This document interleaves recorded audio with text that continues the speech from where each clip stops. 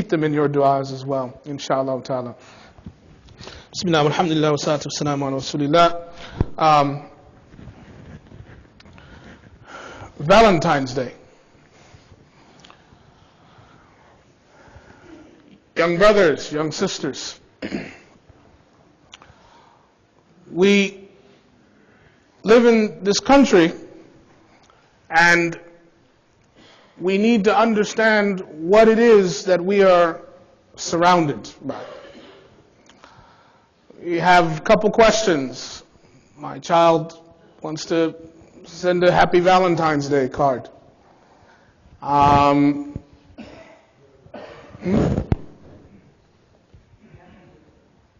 mic? Oh, the recording. No, I didn't have it tonight. I'm so sorry. Yeah. We have been talking on Tuesday nights about mahabba, right? About love. Now, the type of love we've been talking about is different from the type of love that this culture would like for us to be involved in. It's very ironic that we've been talking about love, and here it is this week, Valentine's Day comes. I wish whoever gives I'm giving the khutbah at a different masjid this Friday. I wish whoever gives the khutbah here on this Friday talks about this subject, because it is something that needs to be clarified. People ask, is Valentine's Day haram? Or some of the families, some brothers and sisters, some families we know, they indulge in these things. Happy Valentine's Day on the Facebook, sister with hijab, brother with family, kids and everything. Brothers and sisters, young brothers and sisters, we have to think. We cannot just follow. Remember in the Meccan period, really in the Medinan period, actually in the Sirah, where the Qibla was changed, right? The Qibla of the believers was changed. Part of the reason for that change, remember the Muslims were facing Bayt al-Maqdis in Jerusalem when praying. And Allah subhanahu wa ta'ala in the salat, not after the salat, not before the salat, during the salat, changed the Qibla. Right? And it caused the believers to completely do, not a 360, right, but a 180. So what they were facing, what they were literally facing in front of them, what used to be in front of them, what used to be before their eyes, what they were used to, their norms, all of a sudden, what was acceptable became rejected. That's what the turn was. And they faced a new direction. Allah subhanahu wa ta'ala reoriented the community, turned the community to not only a different direction, the opposite direction. So before we indulge in certain habits, we have to find out, where are we headed? What are we facing? What are we turning to? The history of Valentine's Day is because the asl, the origin of something, extends to the far, extends to the branches. Okay? So let's understand what this is all about. And then that will help us understand whether it's something that we can accept or not. Valentine's Day originated in the Roman Empire. And we know the Romans, without taking a long history lesson, had many gods. They were mushriks. They worshipped many gods. And part of their occasion was to worship a particular god that they had. And this worship ceremony always took place on 3 days. You know how we have Ayam Tashriq, Eid al-Adha, etc.? They had their own Eid, if you will, their festive occasion, their holiday, in February. And their 3 days were February 13th, 14th, and 15th. Now during this time, they worshipped two particular gods. One of them was a god of fertility, to help women get pregnant, and the other was a god that was a god of love. And what would happen is during these 3 days, the men would go out and they would take goats and dogs and they would slaughter them, they would kill them, and they would take the flesh, the skin off of them. They would skin the dogs, they would skin the goat. They would take the skin and make a belt, make a whip out of it, a belt. And the women, the young girls, not the women, the young girls in the Roman Empire would line up every single day for these 3 days, February 13th, 14th, and 15th. The families would take them to a particular square. They would line up. Okay? And one by one, the men and the young boys would take turns using the skin from the dogs and the goat and hit them. Later on, this hitting of the women came into the English language as a phrase, hitting on women. You ever hear this term, hitting on me? Stop hitting on me. So when a guy likes to, on the street, he wants to talk to a lady he likes, and he says, "Oh, how are you? You look nice." And this is called, in modern culture, hitting on a woman. The origins of this came from that festival. They were literally beating young girls. The families put their girls through this because through the beating process, this was the way they worshipped their god of fertility. And the parents thought that the more beatings their daughter had, the more fertile the child would be.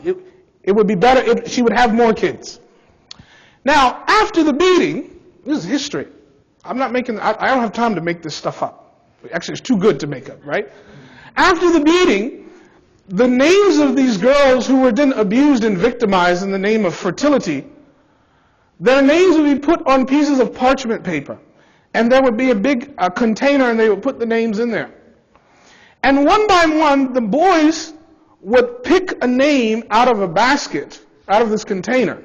And the name of the girl and her family would be paired with this boy. And for 3 days, February 13th, 14th, and 15th, he could do whatever he wanted with her.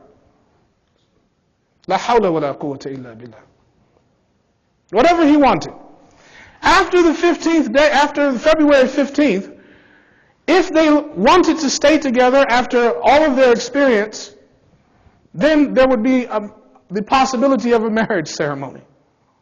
If not, then she would have to wait till next year to be with a different guy to see if she could get married. This festival continued, and in the Roman Empire there was an emperor who commanded his troops not to engage in this practice. Well, there was one commander of the army, and his name was Valentine. And Valentine secretly tried to hook up and connect and matchmake his troops, his soldiers, with the women in the community. He tried to perform basically secret marriages, right? Because the emperor had forbidden the troops from marrying. So Valentine secretly tried to matchmake and make arrangements. Well, he was captured, and he was executed by the emperor on February 14th. Centuries later, the Catholic Church would go on and honor this person on February 14th, and they gave it the name Saint Valentine's Day. Okay? This is the origin of Valentine's Day. By the way, this Roman practice of beating the girls and pairing up young women with strange men for 3 days, this happened in public with no clothes on. Just like the mushrikeen of Mecca used to make tawaf around the Kaaba, right, with no clothes, and then Allah subhanahu wa ta'ala canceled that later. This business of being naked in the public is not something unique to the Meccans in the Arabian Peninsula. This was happening in Rome, right, in the Byzantine Roman Empire. Okay. So let's think about what we're doing. Valentine's Day became a celebration where this man was honored by the Catholic Church during this time, on this period, to pair up his soldiers with women in the village who were already going through this process, not the village, in the empire that were already going through this process. Okay.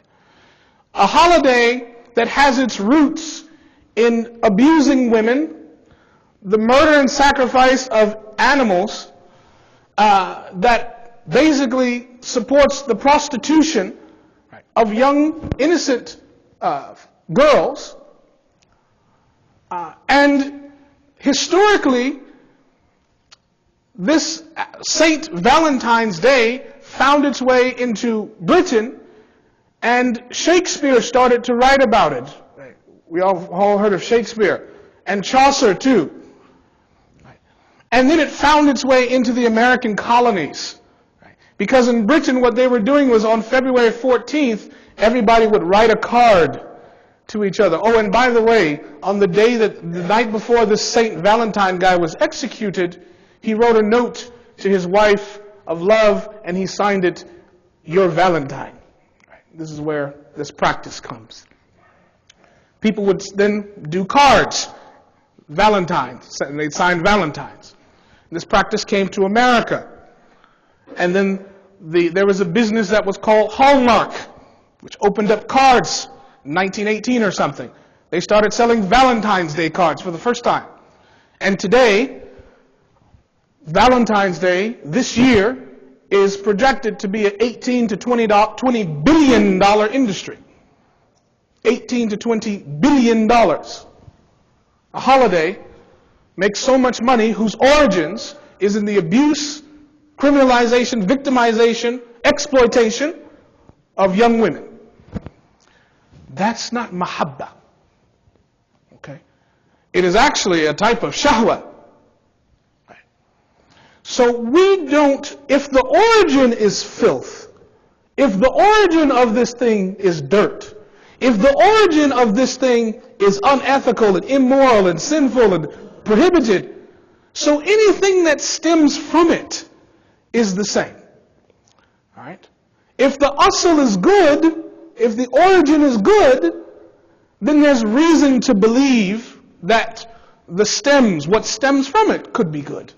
Not always is that the case, but there's reason to believe. Right? Okay? For example, Mother's Day is a different discussion, has a different origin. But Valentine's Day is not like that. During this time, our culture, and I say our culture, I mean the culture that we live in today, not necessarily the culture that is acceptable, but the culture around us. During this time, they support and advocate and sell shahwa, love, and love and shahwa are two different things, but I'll use the word shahwa, and in certain extents is love of the body, love of the jasad, the material body, the flesh. Right? They are not selling you love of Allah. That's not what's being sold. In reality, that's not something that you can buy in the first place. Okay? So, young brothers and young sisters, Valentine's Day is not an innocent holiday that is just about love. It is not. It is about love of something very specific. It is about love of the opposite gender, love of a man to a woman, or love from a woman to a man, or a boy to a girl, or a girl to a boy outside of marriage. And this is not acceptable in our deen. If we are not satisfied with this, then we have to work on our own iman. Because our deen, Islam, has enough love in it. It's love of the correct thing. And Islam is not like a food where you need a little more salt, a little more pepper, a little more ketchup, a little more mustard to make it more tasty. Comes naturally flavored. Okay? So, when these holidays come around in school and people, your neighbors and your classmates and everybody automatically follows society. As Muslims, we are not followers Right? That's why Allah turned our face to a different qibla. We don't follow, young brothers and sisters, we lead. Right? The way that everyone else is going, the qibla of everyone else, what everyone else is facing, that's what we're turning our back to.